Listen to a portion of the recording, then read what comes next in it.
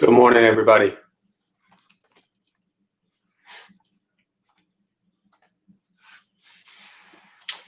Just checking in and make sure you can hear me okay.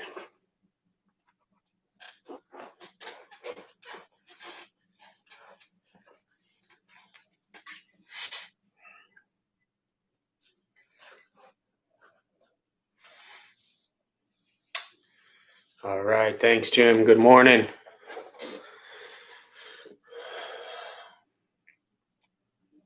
So we'll go ahead and get started. One thing I want to touch on briefly, I think before we begin, actually I'll touch on that after. I lied. We'll go ahead and get started with a question. I like to kind of just throw out a question just to get people communicating a little bit and give some time for everyone to settle in. Let's start with how are you with having expectations of others? Do you have high expectations of others? If you're new to joining us or new to watching on YouTube, there's a chat box on your screen there. As you can see, some people are typing in. We'll take a few minutes, just some time to respond to the question. How are you with having expectations of others, and how much do you expect from others? Something that's a good point of reflection. I'll go ahead and type that in here for anyone who joins late. How are you with your expectations of others? Do you expect a lot from others? So how are you with your expectations of others? Do you expect a lot from others? It's a good question just to kind of explore as we get kicked off this morning. I'll take a few moments for you to chime in. I throw it out there because it's something that I see and encounter pretty regularly with people having these really high expectations of others, and that often leads to a tremendous sense of disappointment or feeling let down. It's important to point out that I understand we all are going to have some level of expectations of others, and that's probably not going to go away.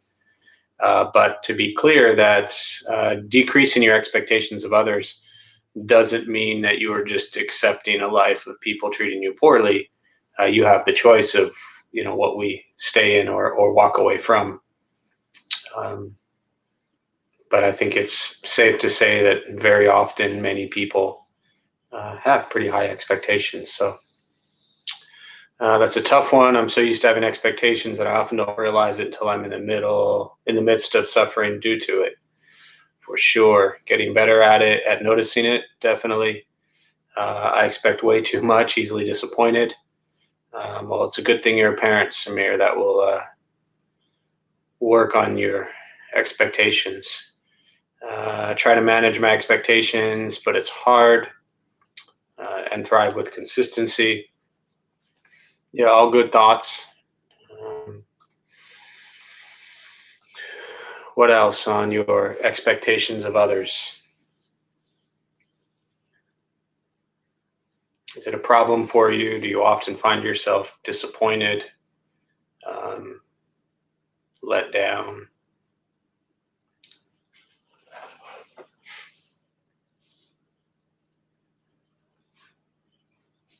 It's definitely a challenging one. I think it's been one of the most important lessons I've had to learn through this path and this practice, which is to stop expecting anything from anyone. And especially towards myself, to not have any expectations. And that doesn't mean you don't continue to work hard and look at the teachings and practice diligently, but to have this bar or level of expectation that you think you must attain is, I think, very detrimental to the practice. Pretty low, actually. I've been let down a lot. Well, that's one way to do it. not good, of course, being let down a lot. And, I think the flip side, and you bring up a good point, Mario, that having low expectations of others, I think is often just as dangerous as having having high expectations. Um, Often we have high expectations and we get crushed. But if we have low expectations, then we're almost kind of surprised when people maybe do kind things or whatever it might be. But so yeah, we can look at it from both ends, high or low expectations. Expecting others will come through like I do. Sure. Don't expect so much from others. The problem is I expect too much from myself. Yeah. And that's what I was just touching on briefly, is that for me, that was always one of my biggest challenges, was these huge expectations I had of myself. And I remember as a kid, I could come home from a baseball game and maybe I went 5 for 5 and pitched, near perfect game, and we lose 1-0, and I would lock myself in my room and cry for hours thinking it was my fault that we lost. So putting that burden on yourself and on your shoulders really is a practice to move away from. And when it comes to the self, I think that's where just focusing on the right effort, we talked about this last time, but the right effort and the diligence is, to me, the most important piece of this. Just control what you can control, which is your actions, but try not to tie it to the outcomes. Join late. Hi, Jeff. Hi, everyone. But self-expectations are the hardest for me, too. Yeah, definitely, Michelle. And that's what we were talking about a little bit. The expectations of the self really can destroy us. So anything else before we go ahead and start the meditation practice?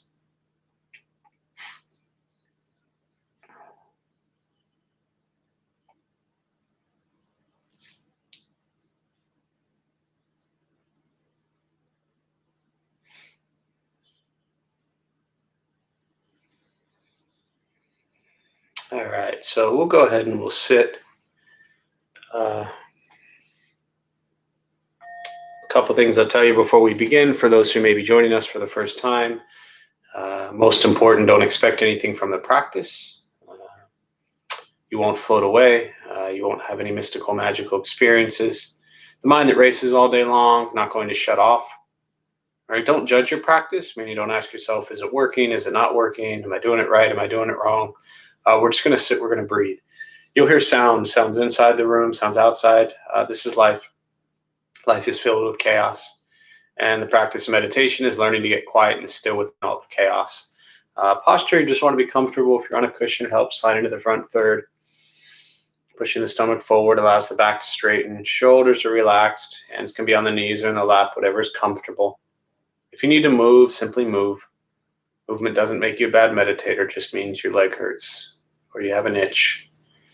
So I will guide us as we begin, and we'll settle into a little bit of silence. And again, don't expect anything. We're just going to sit and breathe.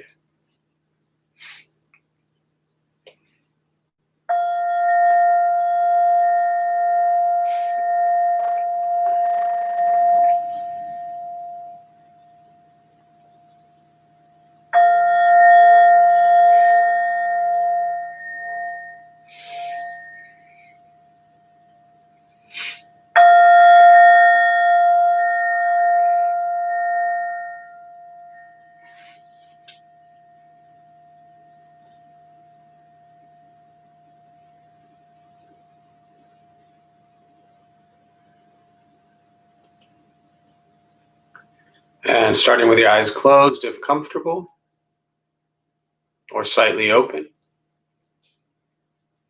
Mouth open or closed. We'll start with taking 3 deep breaths, slowly.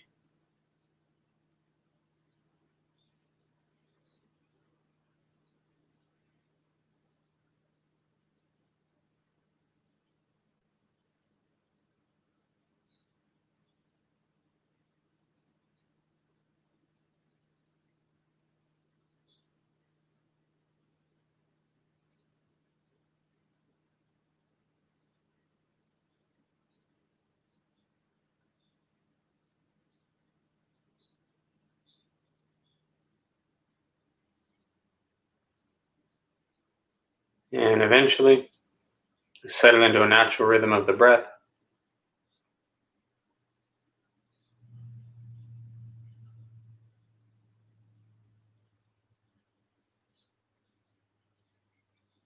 Noticing the mind as it wanders, jumping from thought to thought.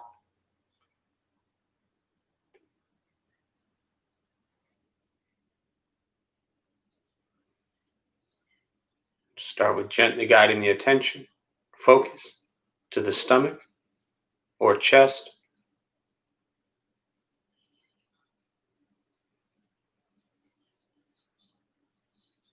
Breathing in, feel them rise.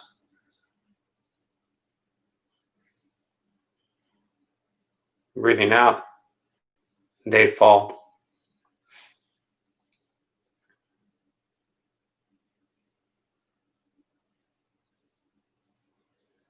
Simply continue this practice, observing sensation of breath.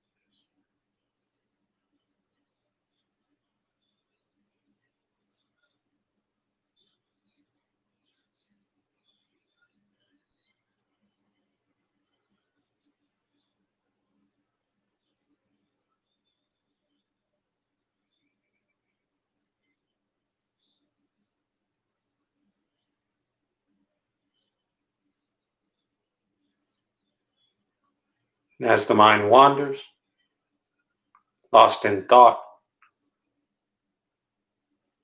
recognize it, release that thought, return attention, focus to the breath.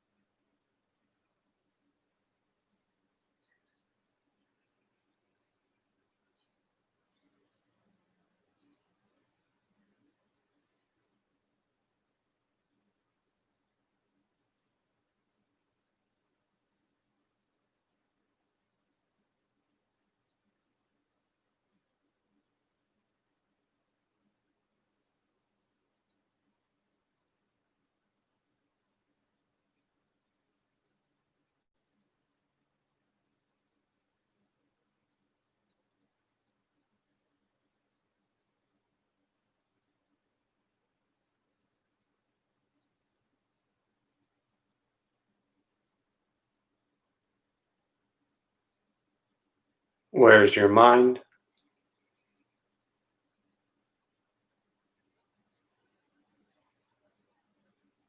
Return attention, focus to the breath.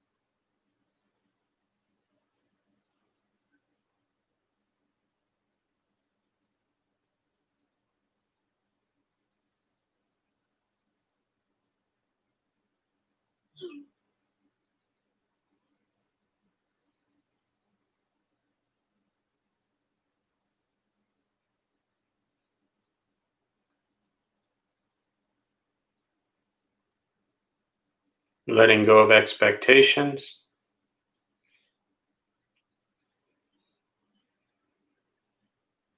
Letting go of judgments from the practice. Just sitting, breathing.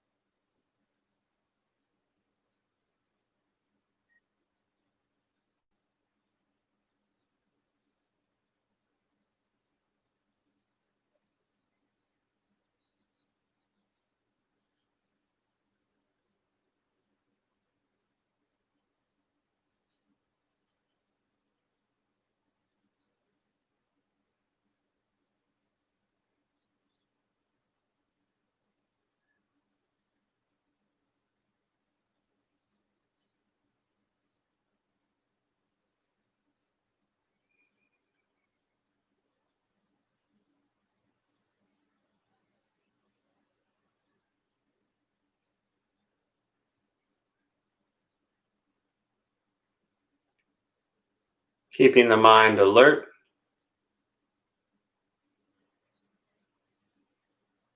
aware of each sound,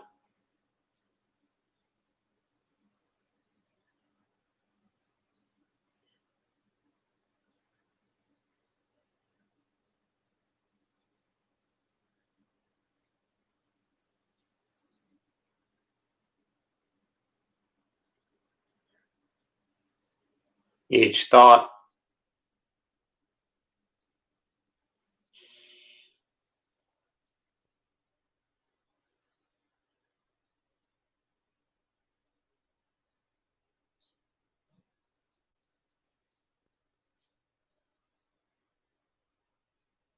each physical sensation.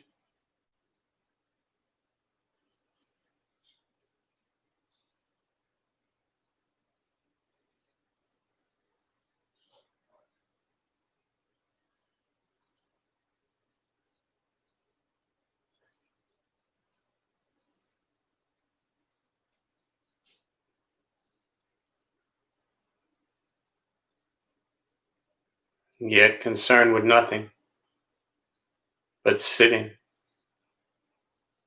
breathing.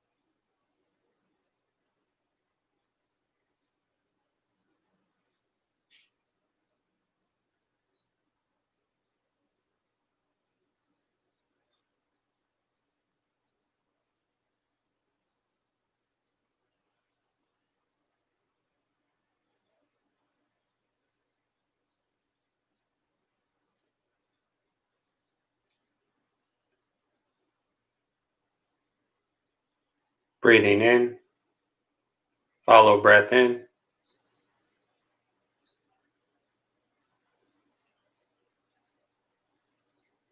Breathing out, follow breath out.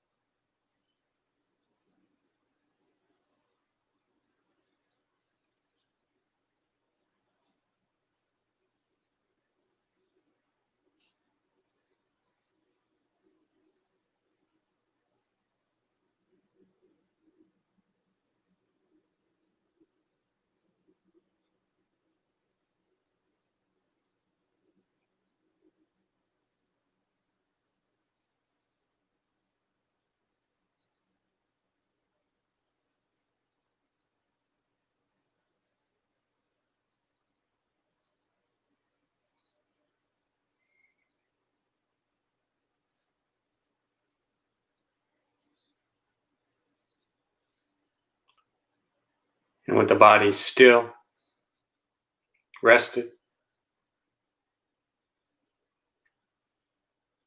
and the speech quiet, aware of all sounds,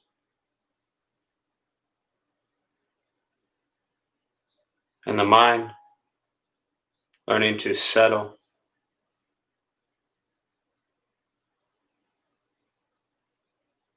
know what it's like to just sit and breathe.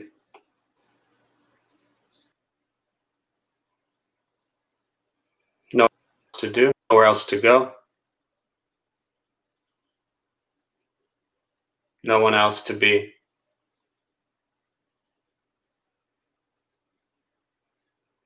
Everything beautiful, exactly as it is. Sitting, breathing.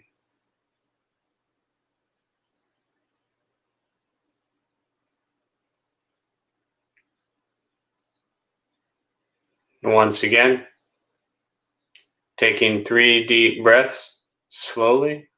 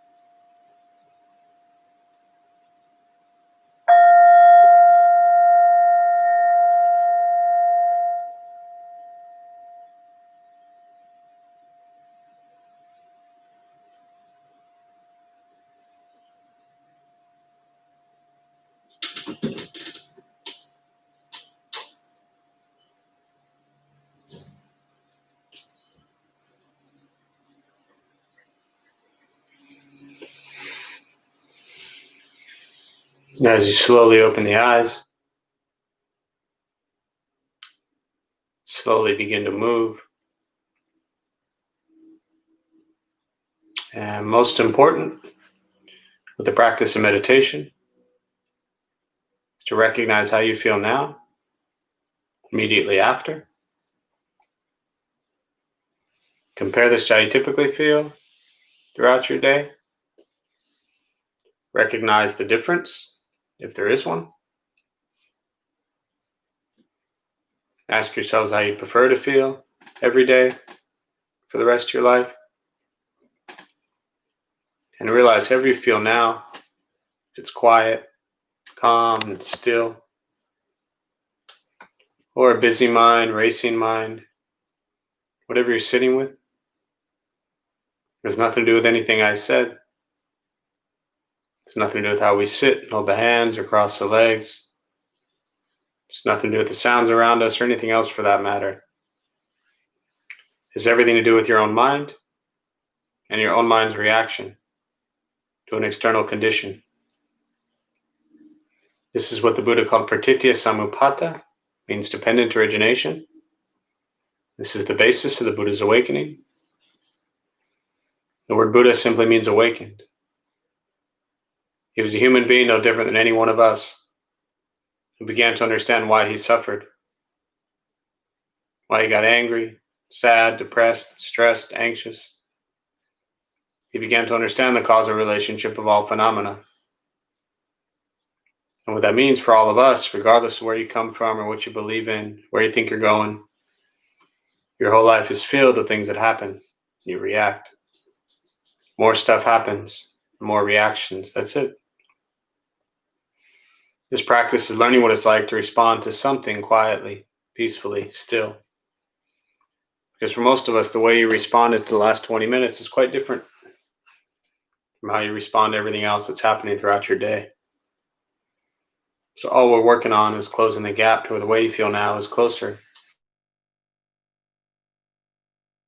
Is driven, motivated, productive, successful, whatever that means to you in your respective lives. But with a mind that's steady, clear, focused, distracted by nothing, disturbed by no one. It's not an easy practice. It's not necessarily fun. It's not an escape, as often people think it is. This is work. Learning to keep your mind steady, learning to keep your mind present, not wrapped up in the past, not concerned about the future, but appreciating this moment and working hard in this moment at being a kinder, gentler human being. That's it. So with that, I think I'll stop and turn it over to questions. For those who are joining us for the first time, welcome. I always prefer to just respond to questions you may have around meditation, Buddhist practice, anything you're sitting with.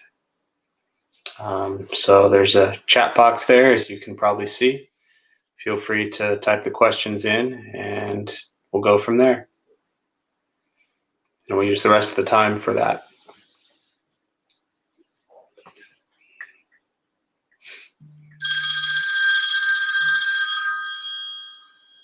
And while you're pondering questions,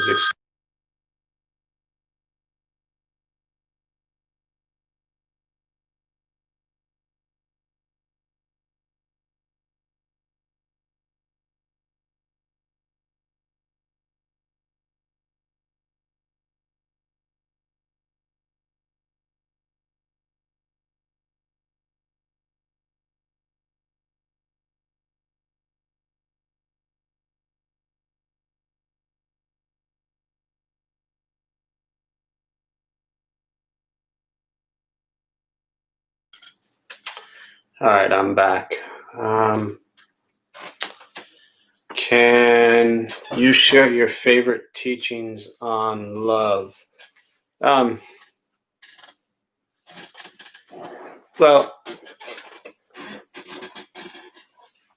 I think it's The word love is very different to many people. I think to just think that we all view love the same way is not correct. I think the Buddhist teachings on love and compassion are very different from what most people around the world, or our culture especially, views with love. I think that the greatest thing that I've learned about love through Buddhist teachings is that we should love those we don't know and don't like equally as those we do know and we do like. I think that's the greatest teaching. We should love ourselves as much as we love others. Some people maybe need to love ourselves a little bit less. I was referring to that this morning. How often people maybe think that they are more entitled to things, or that some people may think they're just different, better, deserve more than others. And so this practice, and I know that because I was one of those people who thought I was better than others, or more entitled than others, or deserved more than others. And so the practice of loving others was recognizing that I needed to work on shattering my own ego and my own kind of mind that thought I deserved more. So to love others equally as ourselves. Not that we are less important than anyone else, but we are definitely no more important than anyone else. And so I think that, all the teachings around love and compassion and kindness, there's so many of them. But for me, the greatest teaching was to understand that stranger, and the loving kindness meditation, certain types will address this, where they'll talk about opening your heart to, family, friends, loved ones, and then opening your heart to strangers, those you don't know, and then opening your heart to those who've harmed you or harmed others. And I think that's the greatest teaching, the greatest practice, is to have a heart filled with love for those who've harmed us. So hopefully that's helpful, Jana. Mark,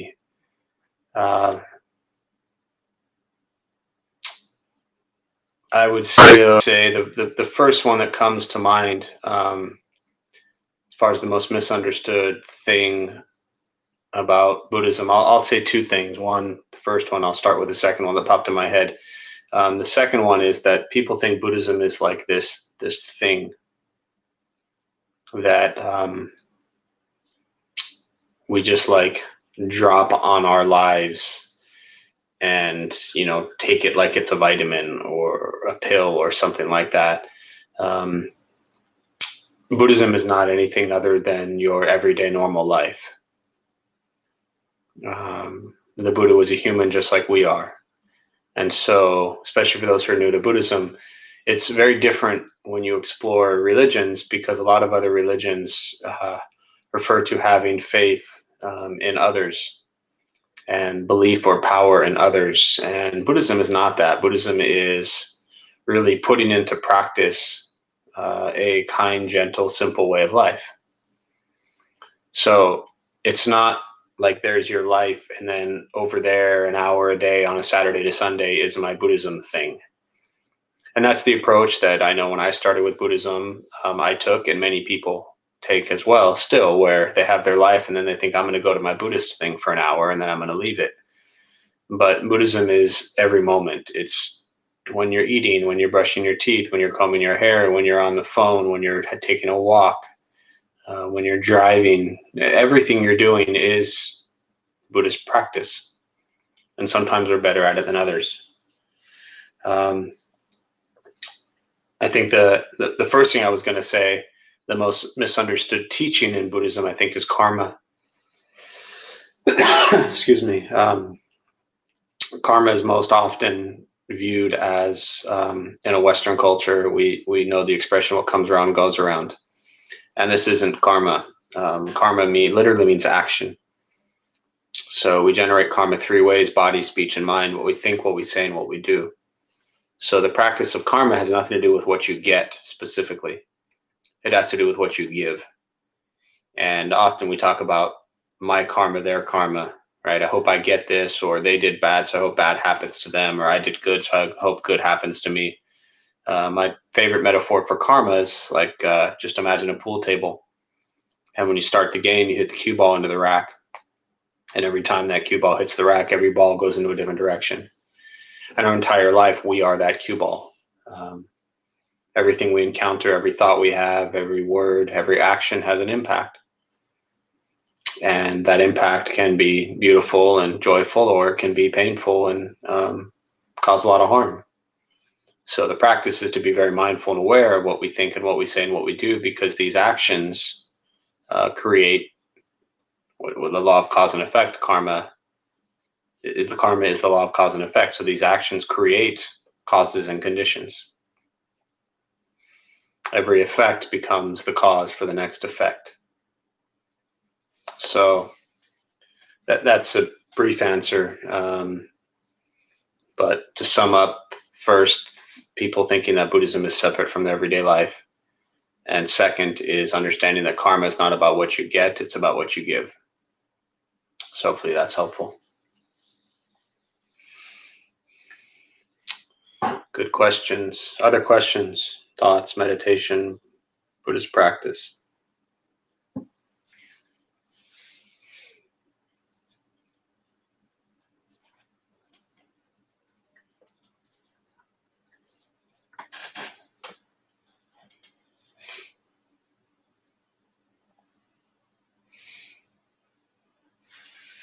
And I think along those lines, as we're waiting for other questions to come in, is this idea that Buddhism is this complicated, ancient way of life. And it's not. It's just as applicable today for your everyday lay person as it was 2,500 years ago for the Buddha and his disciples. So it's really just a matter of how you integrate it into your life. Buddhist teachings on managing pain. Well, I guess my first question back, and it probably will be the same answer, but just as I'm rambling here, managing pain, dealing with physical or emotional pain. But I'll touch on it in really both ways, which I think is kind of the same anyways.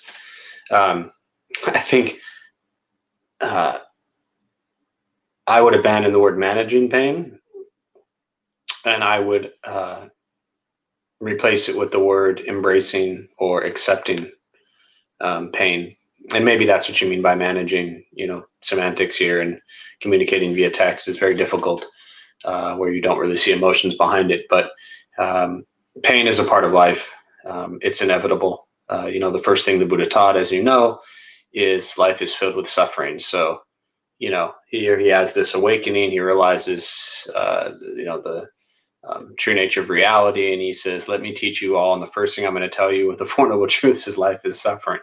So he just right out of the bat said, here you go, you're going to suffer. So I think it's first important to understand that pain is inevitable. It's something we learn to embrace, we learn to accept. It doesn't mean we like it. It doesn't mean it's fun. It doesn't mean we want it, but it's there. And I think the resistance of it, of pain, whether it's physical, mental, or emotional pain, resisting it often causes more pain. There's a great Buddhist teaching called the second arrow, where the first arrow that hits you is, say, pain. And then the second arrow, say it's a physical pain. And then the second arrow that hits you is now you're angry because you have physical pain. And then the third arrow that hits you is now I'm sad because I'm angry because I have physical pain. And then the next arrow that hits you is now you're depressed because you're sad, because you're angry, because you have physical pain. So it's to recognize the pain for what it is and just be with it, sit with it, embrace it, accept it, love it, because it's what you have.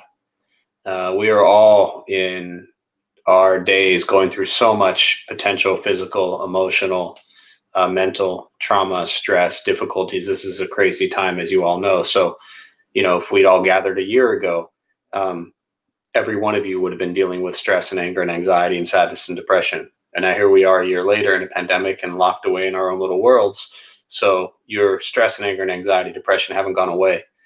In many cases, they've only become worse. So one, I think it's important to understand that the pain that we experience is impermanent. And when I say it's impermanent, I don't necessarily mean that it goes away. I just mean that it changes. Physical pain can get better, it can get worse. Mental, emotional pain can get better, it can get worse. So I think it's really important to just be with it as it arises, see it for what it is, feel it for what it is. And I'll also tie it back to expectations, because for me, physical, mental, emotional pain, abandoning this expectation that it's going to go away has been really helpful. Meaning, I've worked, sat with a lot of people over the years through Temple and other places that deal with chronic pain where they're going to have, back pain for the rest of their life. Well, the meditation isn't going to fix that pain, right? Your emotional traumas, meditation, it's not going to fix them. It's just going to allow you to be present with it and see it for what it is.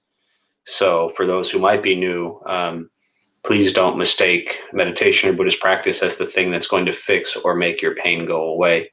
There's a great teaching years ago I read from Shunryu Suzuki, who he was sitting with someone a football player, and they got hurt. And to sum it up, he was saying that physical pain they were experiencing was the most present thing in their life because it's what was real and happening in that moment.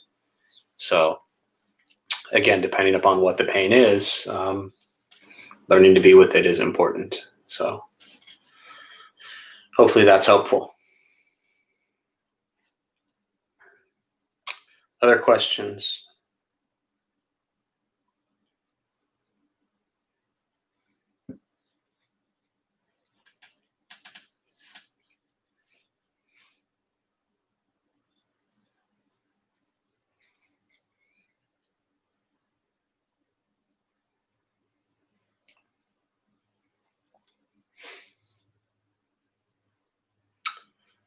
That's for sure. Neck injury. Yeah, that sucks, man. I'm sorry for the neck injury. It's not fun. I've had bad neck and back pain years ago, and still have to be careful with it. And just being with it and just saying this sucks is a part of it, So just kind of accepting that pain for what it is, and by managing it, that word is can be used kind of interchangeably with embracing and accepting, but and then obviously trying to be wise, especially with a neck or back pain. Some of us in our younger years could do more than we could when we get older, so we have to be careful of what physical limitations we may have. There's certain things that I just won't try to do because of potential risk to neck or back. So part of that is just, embracing the fact that as we age, the body doesn't work the same. So letting go of that attachment and clinging nature to what we used to be able to do, and embracing the fact that we just can't physically do those things anymore. That's okay. So our ego doesn't like it necessarily, but it's the reality. So to me, managing it would be trying to do, with any pain, really trying to be careful of not doing things that could potentially cause more harm. And again, that's why to me, physical, mental, emotional pain, it's really all the same. When we do things to ourselves or others that cause physical or mental or emotional pain or physical, we want to try not to do those anymore. So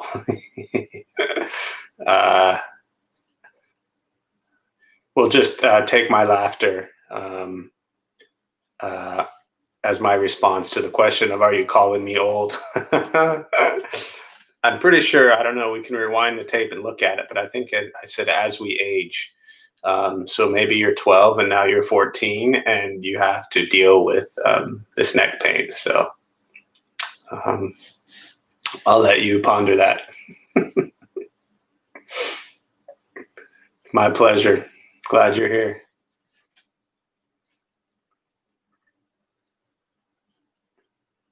Other questions?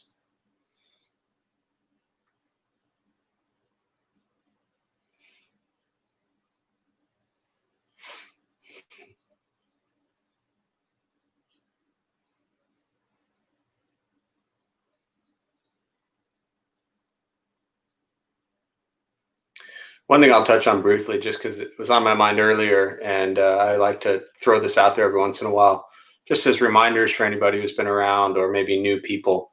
Um, there's a, I'll kind of end with a quick story here.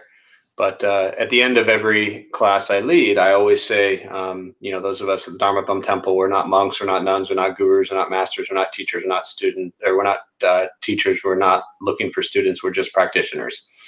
I've said that a million times.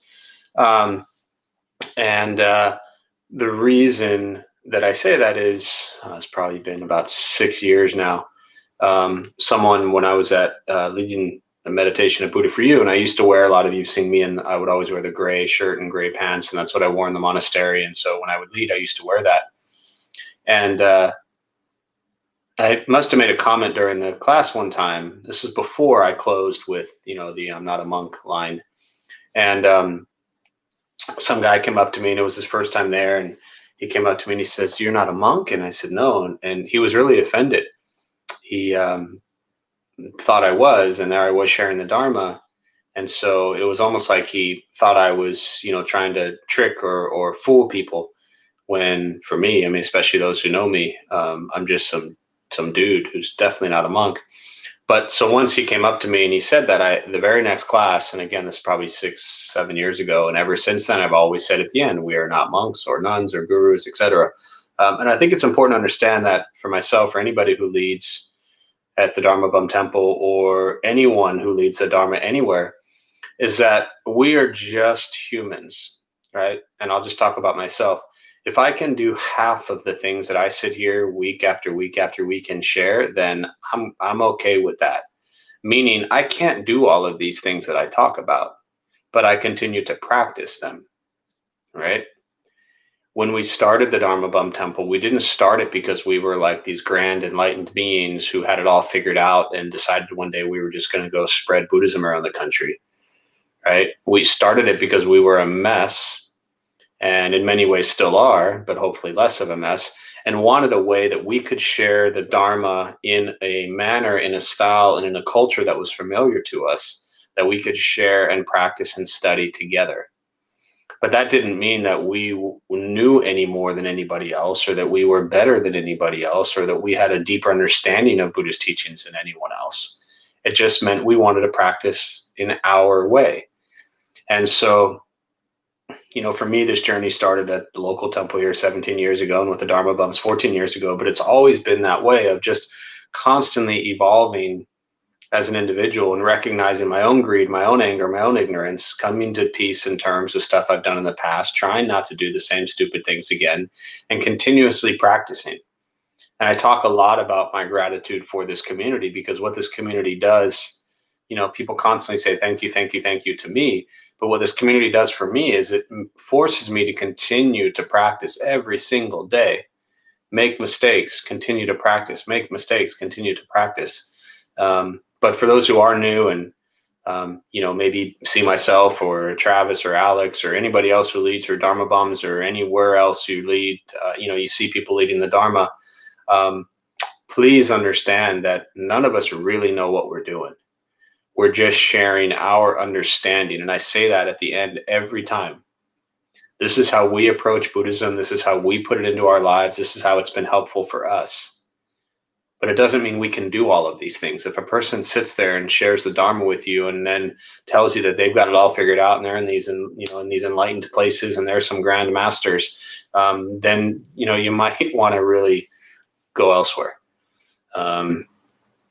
Because some of the greatest teachings I ever got and received were, those great enlightened beings out there, they're not walking around talking about it. They're just living their lives. You look even at people like the Dalai Lama and Thich Nhat Hanh, and Dalai Lama always say, I'm just a simple monk. So please be mindful of that as you begin to explore Buddhist teachings, as you encounter people who share the Dharma. These, expectations or these views you have of them are your own views, right? It doesn't mean that they are who you perceive them to be or that they are how you want them to be. It means that they are practicing just like you are. Right. So whatever views you may have of me or judgments you may have of me or expectations you may have of me, that's your stuff. Right. I'm the one who knows where my practice is at, what I have to do to continue to practice and what I work on. And that's for all of us who lead. So just keep that in mind. I think it's really important. You know, so I'll leave it at that. But a few things had come up recently, especially around new people. So I wanted to, again, throw that out there as a reminder for those who've been around a while or for those who are brand new, that we're all walking this path together. So any final thoughts or questions or comments or anything as we wrap up?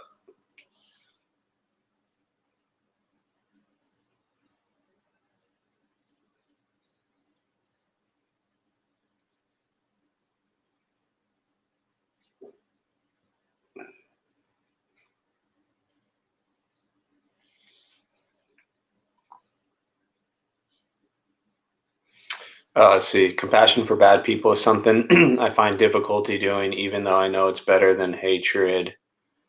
Thoughts on extending compassion to people who don't show compassion to anyone. Yeah, I'll close with this thought.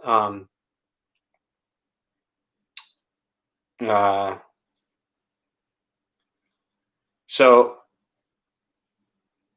I want to at least start focusing really quickly on the last part. Thoughts on extending compassion to people. Don't show compassion to anyone. That's a really strong judgment to say that someone doesn't show compassion to anyone. I'd feel pretty confident saying that they probably do. They just don't show it to who and how you want it to, or to who you want them to show it to, or how you want them to show it. But for them, they're probably showing compassion in their way. So I think to judge others and say that they don't show compassion to anyone, I would be very careful doing that. Second thing is, as far as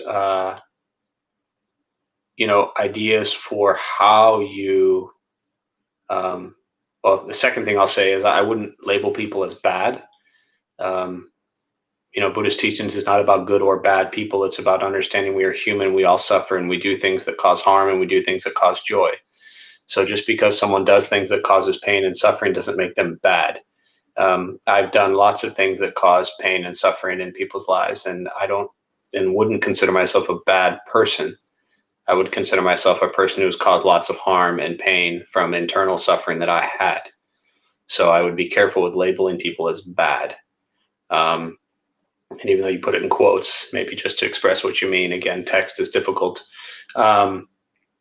And then the third thing I would say is, as far as extending compassion, I would do some loving kindness meditation where you really envision them in your heart and in your mind, and understand that their pain, their suffering is the same as your pain and your suffering.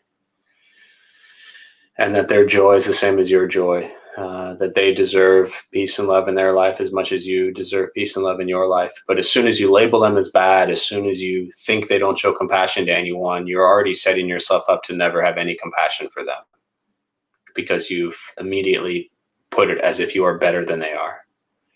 So going back to what I talked about earlier with love, I would challenge you to see them and love them the same as anybody else. So. All right, with that, we're going to close. We'll join palms. May the benefit of this practice be shared with all beings in all directions. May all be at peace. May all be free from suffering. May any merit gained from this practice be transferred to those who need it most.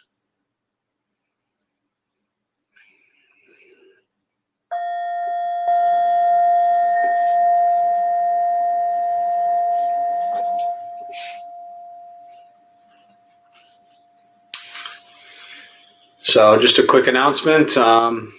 Welcome to those who are new for the first time. Thanks for joining us. My name is Jeff. I'm a Dharma bum. We opened up, as I mentioned earlier, 14 years ago to introduce Buddhist practice to local folks.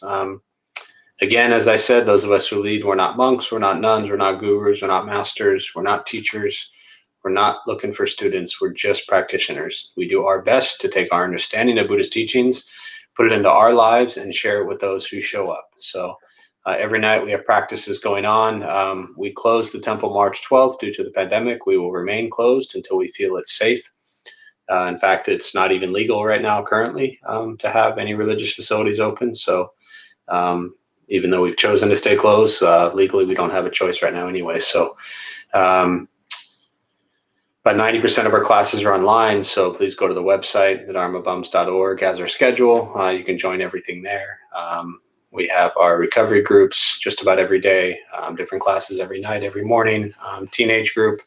If you have teens, if you are a teen, if you know teens, let them know every Sunday at noon. Dharma Bum Teens is a beautiful place led by our college group. So I wish you all well. Please be safe. If I never see you again, think good thoughts, speak good words, and do good deeds. That's really the heart of this practice. And please wear a mask. It could save your life and somebody else's. Thank you.